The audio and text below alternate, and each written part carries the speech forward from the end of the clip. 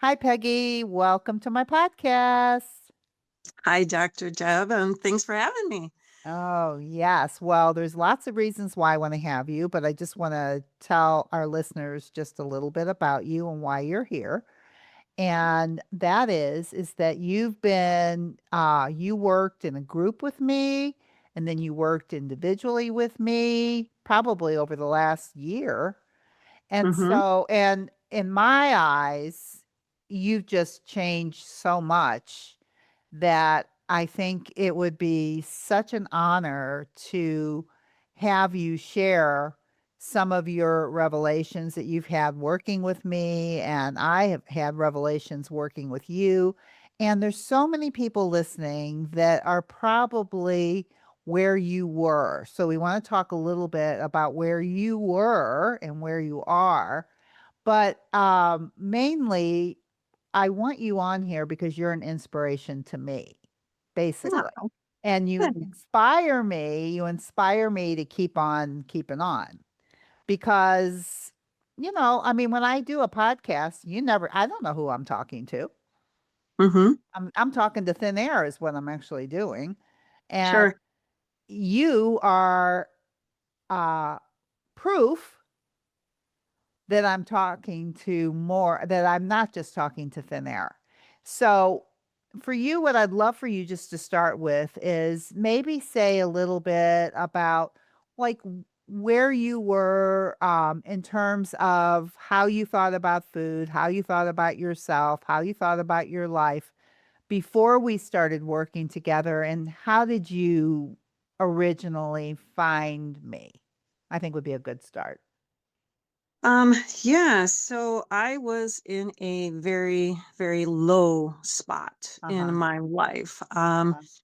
Overall 10, 15 years gaining weight, gaining weight, and Yeah. constantly not, trying different things. Nothing's working. I would lose weight, then I'd gain it back, if not Yeah. more, right? Yep. I found your podcast through, I think it was on social media. I remember seeing it and thought, this is something different. It's Uh-huh. completely different from everything else you can hear or see online, other than the normal diets and things like that. Yeah. Um, I listened to the podcast. I started with number one, and I think I got to maybe like 90, 93, Wow. 95. Uh-huh. Um, I was listening to them every day. I was listening to three a day, and, Wow. and trying to get through them. But then I realized how low I felt emotionally, Mm. and I wasn't making any progress. I finally said, I'm gonna do the free consultation and see where we go. So I was just gonna try it. And then you and I talked. Um, and then that led me to, I believe you put in something like it was a 3 week program that we could join. And I Yeah. tried that. And that then inspired me to go into the next, I think it's the master class, you call it, the master Yes. class for like 6 months. And then from the master class, I worked with you individually for another almost 6 months. Yeah. Yeah. Wow. And Okay. every step that I took just evolved to the next. You helped me evolve to the next step. Well, I mean, I say wow because that's why I'm glad you're telling me this because I don't even remember all of that. But I that's why I like to hear it. So you started out listening to the podcast and you probably heard like 90 episodes, which is a Mm-hmm. lot. Mm-hmm. And I am honored that you listened maybe every day, maybe to more than one, which I cannot believe. Um, Only because I didn't know that it would appeal to anybody. So when I have anybody tell me they listen to it every day or whatever, I still feel touched and amazed. So you started with that. And then, so what did listening to the podcast do for you? How did that help? Because there's a lot of people who are listening to this podcast right now, Sure. listening Sure. to you. Well, it taught me some of the basic things that you teach. And I listened to it over and over. And like, you talked about the model, you talked about relationship with food. Yes, And a lot. I could never grasp the concept of the relationship with food. I kept going, what do they mean by relationship with food? Uh-huh. Then once I started working through the classes and working with you personally, all of a sudden one day is like, Now I understand what it means to have a relationship with food. I was able to identify what my relationship was before Ah, and what it looks like now. Before, I looked at food as, something fun to do, right? When you went out with friends and, you had parties and you had family gatherings. But then I also looked at it was my safe haven for when I was stressed, mm, right? I just went right back to food, and that was the way I relieved my stress was to eat, right? I can tell you now that I've do that a heck of a lot less than I used to. I can stop myself before I grab something, and it's not an automatic response anymore. I wow. develop different actions and thoughts using your model. And I got different thoughts now where I can stop and not grab a piece of food when I feel stressed, right? Wow. Um, that was one of the biggest things that you had taught me. And it took me a while to figure it out, and we talked about it over and over and over again, but Yeah. I got there by using your models and going through the models and working through the models with you. So what you're saying, so for people who may not even know what we're talking about when we talk about the model is just a way of being able to help you see your thoughts more clearly and the feelings that your thoughts are creating and the actions that you're doing because of what you're thinking and the result that you're getting. And that, and I'm sure you could talk about this too, circumstances, the things that happen to you are not what create your feelings. That's probably the biggest thing about the model itself is that most people, when they think they have a problem, they think it's the circumstance, they think it's their husband, they think it's the weather, they think it's the people they're going out to eat with. They think it's that's what's causing them to feel the way they feel and do what they do. So when you're talking about the model, and I know how well you understand it and know it from working with me, you have learned how to be able to see your thoughts more clearly and what they're doing, and you're able to change those thoughts to create something to feel better and to do something better and to create a better result. And I'm just saying Absolutely. that for people who don't know what we're talking about. And that's absolutely what has happened. And again, it took some time and took a lot of Well, conversations, yes, but yeah, it should yeah. take time and it should Mhm. take a lot of conversations. This is not a one and done thing, as you know, nor should it be. Right. You have had, how old are you? Just if you don't mind telling people how old you are. I'm 61. You are 61. So up until working with me and my podcast, let's just say 58 years at least of doing something different.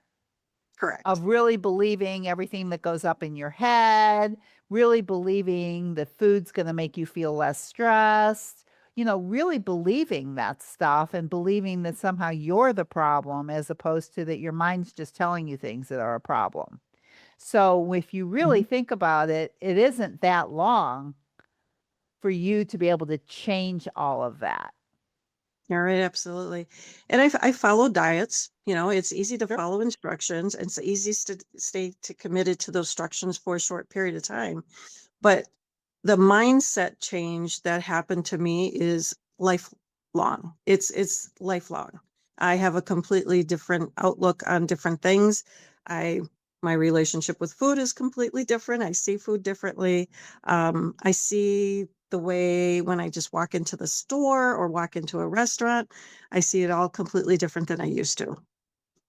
Wow, and the reason that you're seeing it differently is because you're thinking about it differently, right? Like, you realize that the store is still the same, food is still the same, the only thing that's changed is the way that you're thinking about it and feeling about it and what you're doing with it, which is truly like a miracle, I think, when that happens. When I see it happen in somebody else like you, it seems like a miracle, which is why I always say that when you change your perception, that is a miracle because it feels miraculous. And again, it took time. I the first couple months, I probably repeated myself to you over and over again. Right. But then it just thinking about it, working with it, using the tools, thinking about it again, committing time just the whole thought process and reiterating some of the things that you taught me and looking at some of my notes that I took. It took time, but then all of a sudden I just felt like it clicked, if you want to call it. Yeah. Something clicked. The next day came along and something was different for the next day. And then the next day there was more The progress. something meaning your Uh, thinking was My different. my thinking was changing, and then my actions were changing. Because my actions changed, my thinking changed again a little bit again, and it just took a slow, positive journey, but I got there. It took baby steps. Well, I think this is really important for people to hear that it's not meant to be fast and done because there's no way your brain can do that, which is why it's a longer process. I think that when you're really trying to change something, it takes a lot of time. So I think just for you, just to make sure that when you say, it took time, that you're thinking of that in a positive way. Absolutely. Right, because Absolutely. it does Mhm. take time. I mean, but I think, and I think this is worth talking about, why didn't you give up on yourself because it takes time? Why didn't you give up? Why didn't I give up? Why didn't you give Um, up? Because that's what people do when things take longer. They say it's not working. I wanted a different outcome. I definitely knew I needed a different outcome Okay. because I tried the fast and furious, and while it worked, it didn't stay. Uh-huh. I needed to make a lifelong change. I needed to um, really do something that was sustainable, that was going to work for my lifestyle, and Uh-huh. that was going to work for, some of the things that I like to do, the things that I like to eat. And it was really about just lifelong change and that's where it came from. So I think what I'm hearing you say is that you realize when you're wanting something that has been going on for a long time and you want it to be a change for your life, it should take longer. So you were willing to stay in it because you believed that if you stayed in it longer, you would make a lifelong change. Absolutely. Which is Yes. really important for people who are hearing this, even if they're not working with me, if they're just listening to the podcast, that this isn't something that happens quickly, but you have to watch your mind when things aren't going as fast or you're still doing the things that you've been doing for a while and they show up again. You don't quit on yourself. You have to think something that's going to bring you through those things. Correct. Yeah, that's absolutely right. And it reminds me of a conversation you and I had Yeah. where there was one day where I just didn't feel like it, right? You didn't feel like cooking or you didn't feel like exercising. Right. You didn't feel like going for a walk. And that was kind of the beginning of me putting more physical activity into my day. Hmm. And I did. I just didn't feel like it. Hmm. After work, I went outside, I enjoyed the fresh air, but I didn't feel like going for a walk. Uh-huh. But there was something in my mind that said, get up and do that walk. And I did that 3 times in a row. And by the fourth time, my brain was telling me to go get for a walk instead of telling me I Ooh. didn't feel like it. Uh-huh. So it took repetitive, it took a little bit of extra push and changing the thinking mode, but then it became more automatic. So this is another thing that's very important for people who are listening is that a lot of things that your brain feeds you, Hmm. which one of those things will always be, I'm tired and I don't feel like it and it's not working. I mean, you can Hmm. just expect those thoughts to run in and out for the entirety. Hmm. What I'm hearing from you, and since I've worked with you long enough, I know, is that you did not listen. You didn't believe those thoughts to be true, that even though you didn't feel like it, didn't mean you weren't going to do it. Right, right. So, how did you get past that? How did you get past not feeling like it and doing it anyway? How'd you do that? Everybody wants to know that secret. Well, I think it was at the point where we were talking about experimenting. We were experimenting with the scale. We were experimenting with the using the journal as part of the experiment. The And I experiment. said, I'm going to experiment with this. I'm going to Gonna go anyway, push Oh. myself to one time and see what happens. Part of Ah. my baby step process, right? It was more of the experimental. You and I learned, or you learned from me, that when somebody tells me not to do something, I might just go ahead and do it anyway, right? Or when you tell me not to eat bread, I'm going to eat more of it, right? So we experimented with what would happen if I didn't have bread and sugar for 1 or 2 days. What would happen if I pushed myself that one time, even though I didn't feel like it? And then I pushed myself the next day and didn't feel like it. So I tried to perceive it as more of like again, like, okay, let's see what happens when I just do this and see what happens. Do I like it? Do I not like it? Is it going to be something positive or negative? And that helped me to stay in the mindset of, instead of being told what to do and what to Oh. eat and how to do it, I just wanted to kind of see what would happen. Oh my And gosh. it just led to more Ooh. positive things. There were some negative things, but I worked through those, and then I just said, "Okay, well, this didn't turn out the way I wanted it to, so let's make a little tweak and see what happens." So, number 1, this is really good for people who are listening who don't like to be told what to do, which is everybody that's listening, right? I mean, as soon as even if you tell yourself Mhm, what to do, it's the same thing. People always talk about, um, almost like having to rebel against themselves or against somebody else because they don't wanna be told what to do even though it may be helpful. So, mhm, you knowing that about yourself, you changed your thinking, and I mhm, want people to hear this because you're talking about baby steps. So the baby step was for you is I don't have to do it all the time. I'm just going to try it now and just see what happens, which made it easier for your brain to perk up a little bit instead mhm, of, put your feet in the ground and not move because it was like, you don't ever have to do this again. We're just going to try it now and just see, mhm, and what you saw when you pushed yourself just a little bit is there was a benefit. And there mhm, was something pleasurable about what you were doing. It wasn't as terrible as your brain was telling you.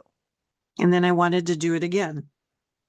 So, for everybody that's listening, this is a very good secret to know about. It's like one of the best kept secrets that you just came up with that I will use again on a podcast because I hear that so much about people saying, "Well, I was just rebelling against myself."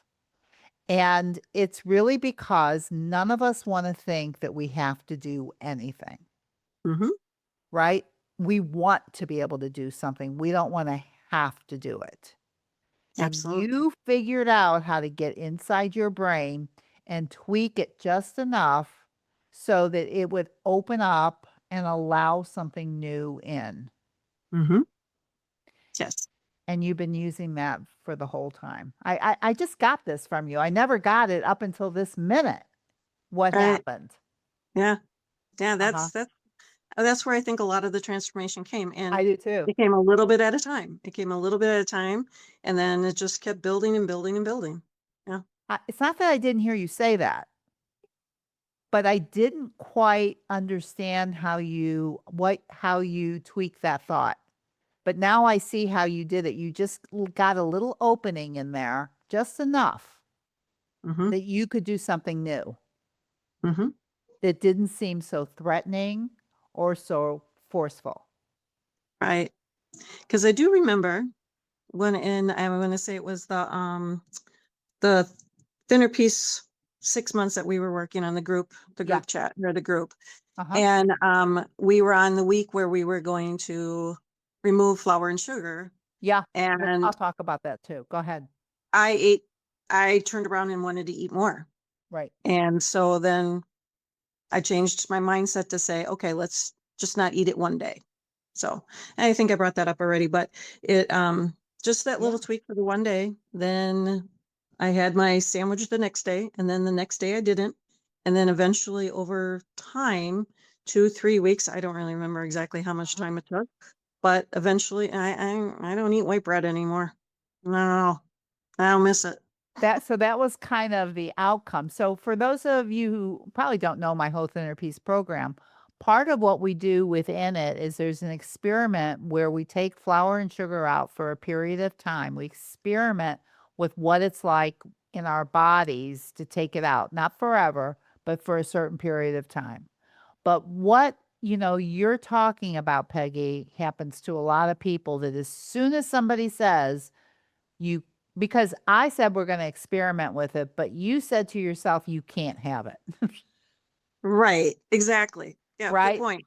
And as soon as because I kind of understand your mind even better as we're talking, and I think it's for a lot of people, as soon as you can't have something, you do want it more. And Mhm. and you weren't the only one. And that's why I call it experimenting, which is really interesting that you're now using that word experimenting when you're trying to do something that's something that you're not used to doing that could benefit you, but could backfire because you may not want to do it. So you may do the opposite.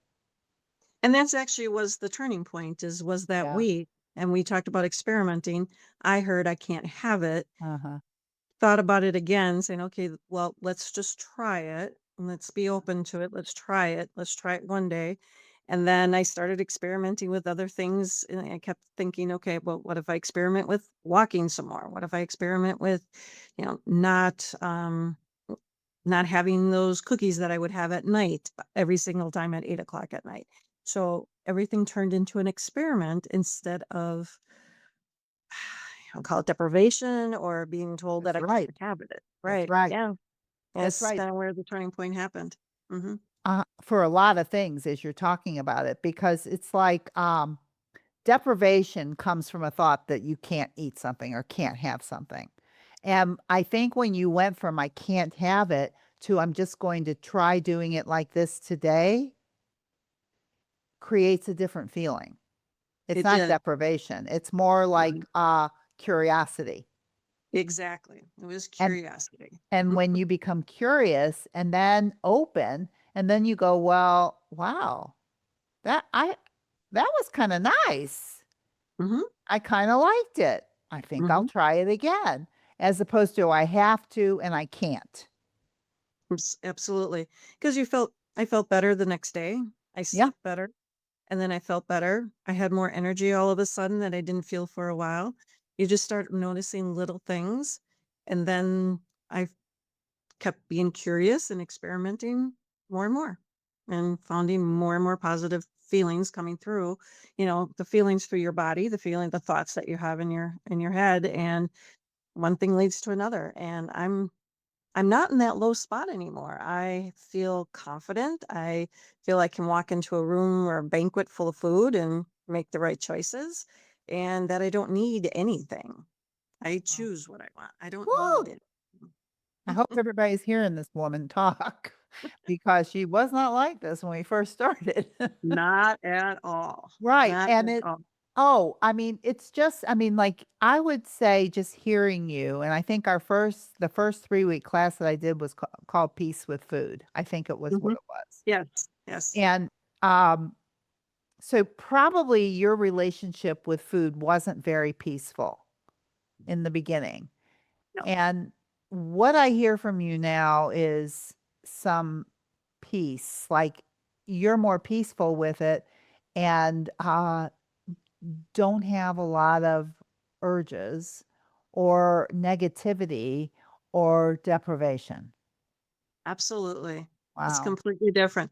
I can't remember the last time I had an urge, to tell you the truth. And we were recording Wow. all of our urges through the classes, and Right. I had a lot of urges when I look back, but I can't even remember the last time I had one. Wow. So, well, that's really interesting because one of the things that we do in our class is there's a lot of journaling going on where we're giving numbers to emotional and physical hunger. And emotional hunger, one of the things in emotional hunger are urges, and that's what Mhm. Peggy's referring to. And they can be real strong urges or they can be really weak urges. And weak urges are easier to deal with than strong urges. And Mhm. probably, I'm going to make this assumption that through the process of numbering your urges, you the lighter ones were easier to handle and you saw that you could handle them, Mhm. which kind of made you experiment with the stronger ones and realizing that you might be able to feel even a strong urge without giving into it.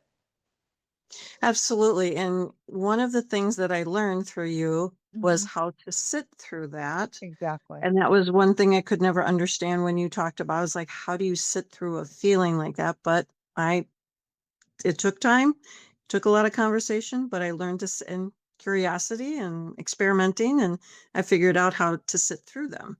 In fact, Well, it well, that's a big one right there. How do you tell somebody how do you sit through an urge? um, It's 'cause that's before before it was an automatic reaction just to grab go down, go into the kitchen and grab something from the cabinet, right? Or whatever I saw first on the Mhm, counter. mhm. Now, I I do a couple different things. Um, I sit there and I think about, okay, I know that I have handled this situation before, and I handled it in a good way that I didn't need anything to get me through it. There's that. There's sometimes where I will get up when I'm working, I will get up, stretch, take some deep breaths, look around, maybe turn on the radio, turn on some music, take something that's going to change my mind frame, my mindset, and put me in a different frame of mind. Uh, Sometimes I take a walk, right? So I found other outlets, and now I don't go into the cabinets and reach for that food anymore. And I've actually learned to handle some of those stressful urges as well without even having to take that walk or take that take that breath or take the small break. Um, I just am able to say, okay, sit back, let's get through this. I don't need anything to get me through this. I've done this before. oh my So gosh. yeah, it's gotten better as, I've have gone downstairs and I have opened up the cabinet and I've looked at it and said, I really don't want this and I really don't need this. And I shut the cabinet and then I walk away. And that's how it all started. And then now I don't even need to do that anymore. Wow. So again, it took time, took experimenting, a little bit of strength.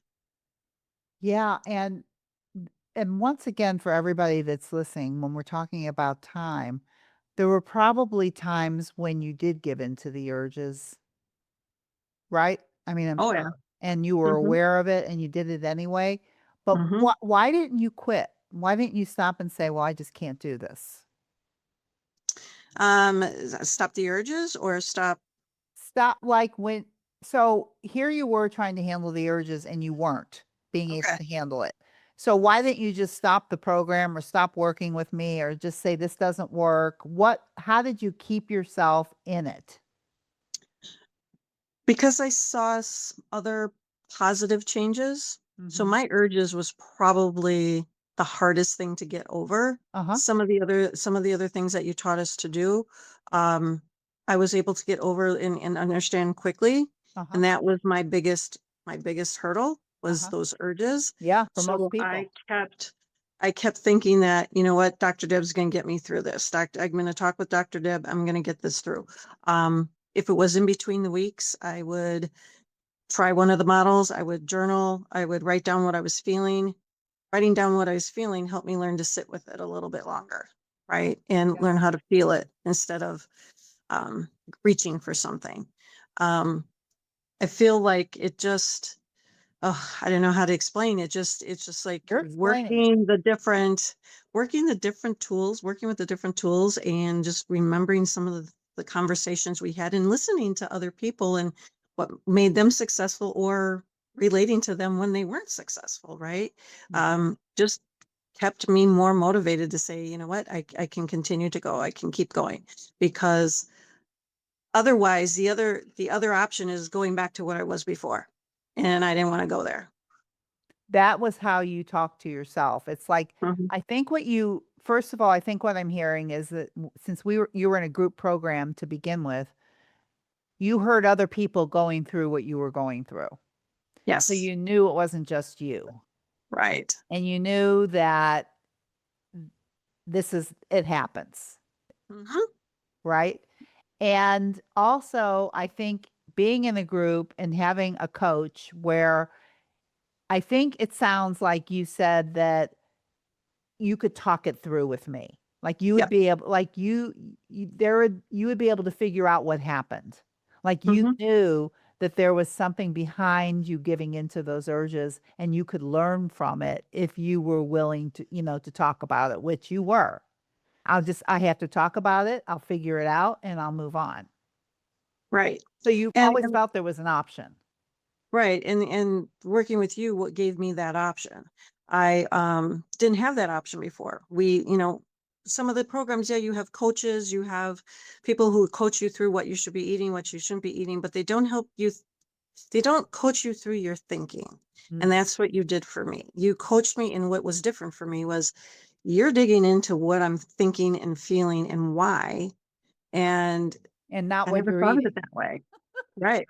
Right. And you helped me understand, well, why am I thinking that way? And then sometimes it was like, well, why am I thinking that way? That's kind of silly. I shouldn't have to think that way. Right. Mhm. But it was just something that's ingrained in you and maybe what is considered social norms, but it doesn't have to be that way. And you helped me see that other thought process, which then made me more curious.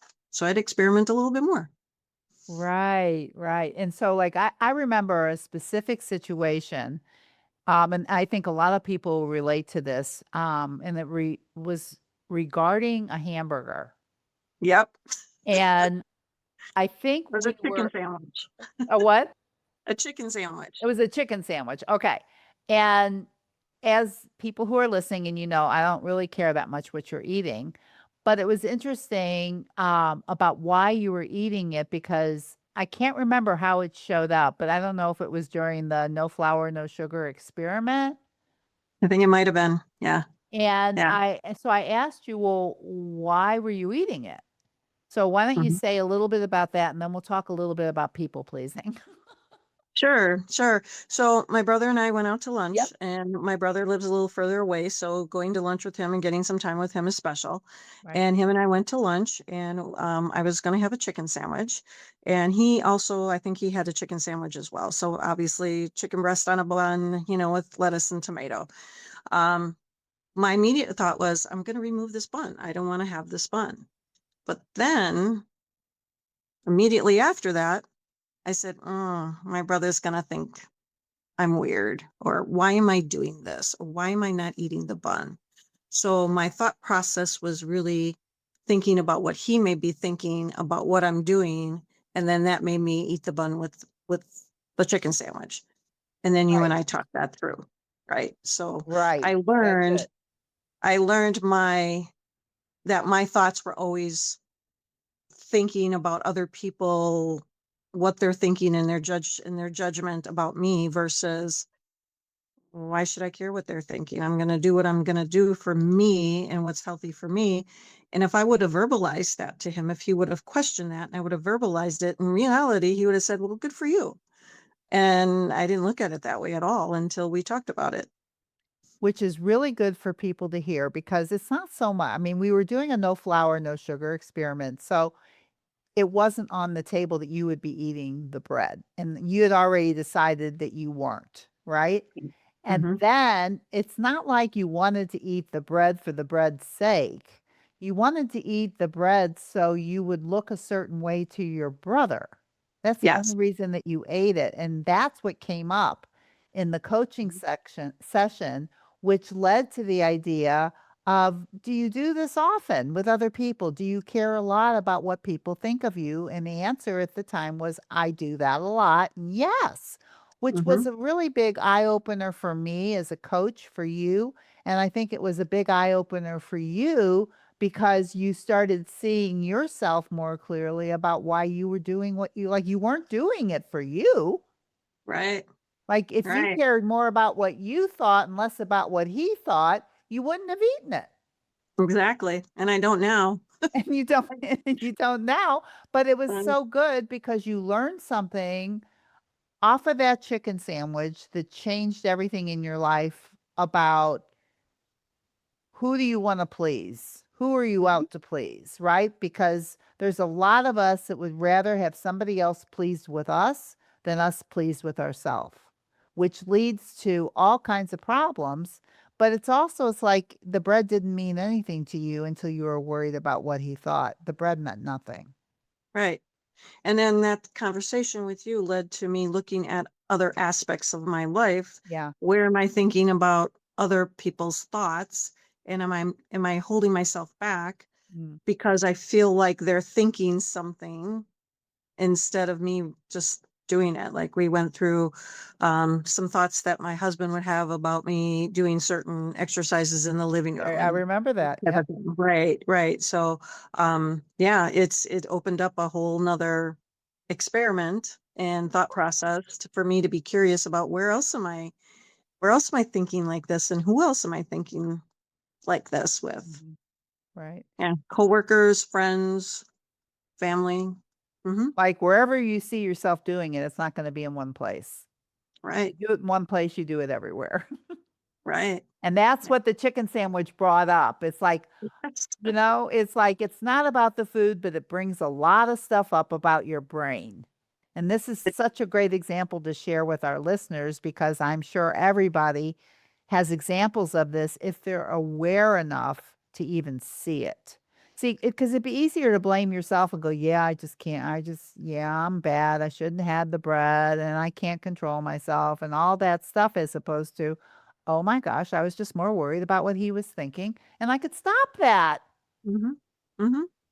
Yep. And I A did. and it changed everything for you, I think, with all your relationships. That's just the only thing I can say from being with you as long as I have is that I think all your relationships have changed.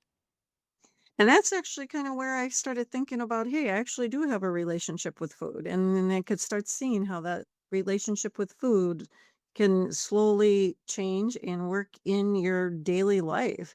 And I never thought about what's a relationship with food, right? And so it changed. And not only did your relationship with food change, your relationship with everybody else changed too. Yeah. I mean, I still, I still have the same relationships, but Of um course. I You might don't have different thoughts in those I have relationships different is what thoughts I mean. about, whether or not what they're thinking. I have different thoughts about what they're thinking or what they're not thinking. And honestly, you helped me learn that they're probably not thinking anything at all. It's just me. What are you thinking? Because we do know what you're thinking, and we're going, well, it doesn't matter what I'm thinking. I need to know what those other people are thinking. And what I was saying is, why don't you get back in your own business of what you're thinking and work that arena, which you know 100% what's going on. Absolutely. And Yep. everything else is a big guess Mm-hmm. Yeah, and a you're lot of right. frustration. Yep. Well, Yeah. yeah. Yeah. Well worth it though. Wow. So, what would you say to somebody who's listening to this podcast and was where you were, and what would you say to them about, either working with me or going forward in their life? What would you say off of your experience? I would say that um yeah, if you're frustrated in down as to the lowest point you feel like you're at the lowest point, or even if you're not at your lowest point in life, that working with you will bring out a whole new realization about yourself. And it does do a mind shift. It's a mind shift. And the mind shift is then what leads to the next action and the next choice you make. And then those are the choices and actions that you take that are going to either make you healthier or lose weight or I mean, it's helped me in just normal relationships, even in my work life. It's even not if I don't even think about it as the weight, I look at my, my outlook in life is different and things, all the way around. So, it really comes down to a different outlook than what I've had. And it's turned into a lot of happiness that I've wished I would have had 10 years ago. I'm happier with myself. I'm happier with my overall life. And I feel more confident. You'll be more confident in making the decisions and some of the hard decisions that you have to make when it comes to your health and well-being. Wow. Wow.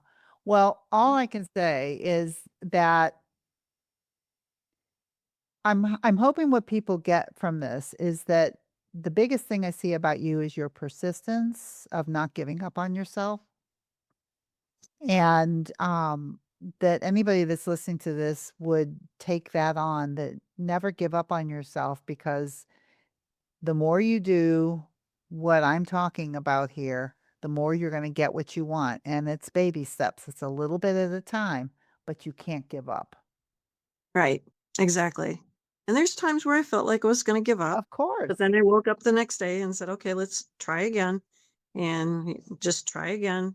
And every time I did that, I think I tried again over maybe who knows how many times. Exactly. Right. Right. Exactly, but that's exactly the point, is that that's what it takes.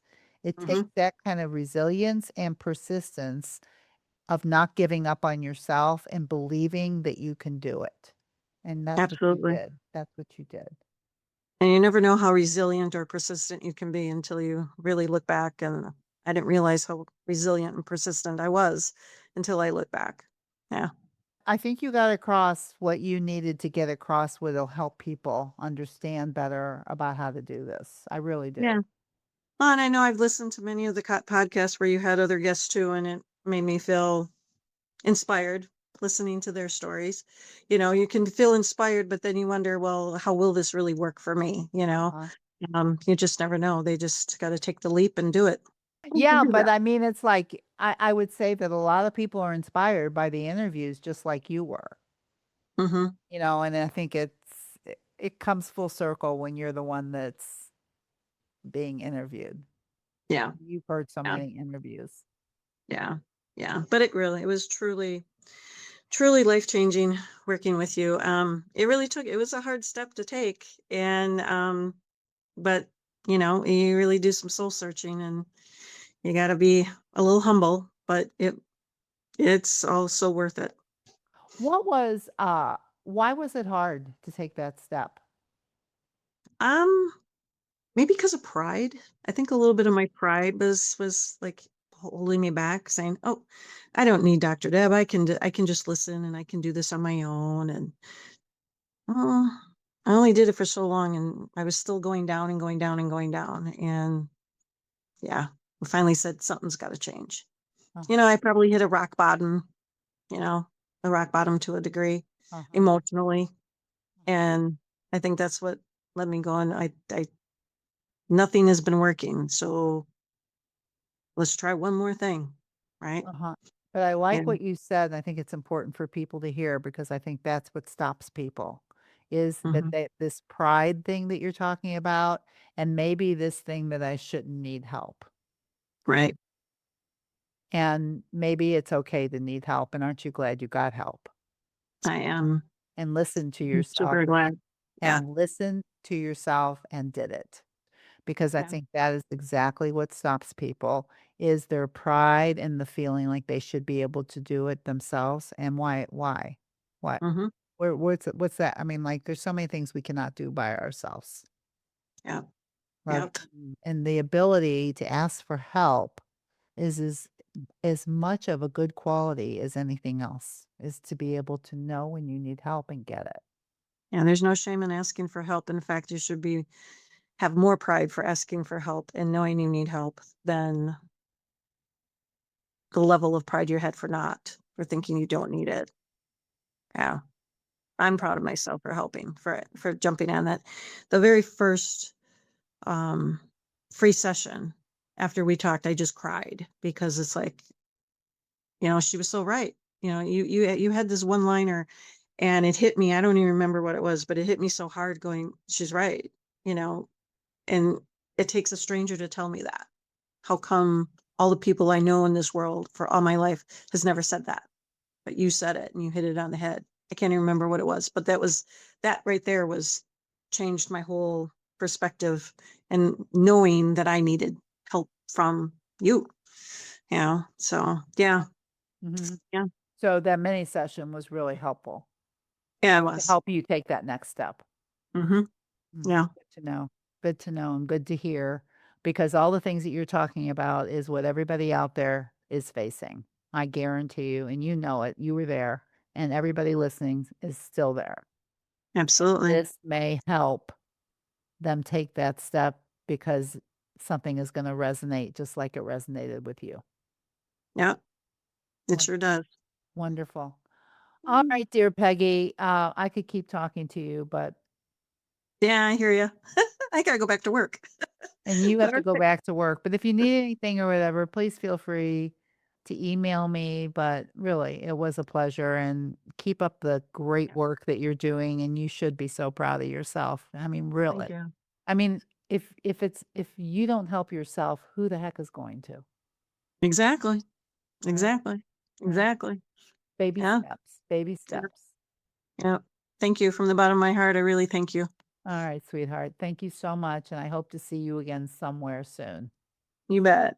All right. Bye. Take care. Bye.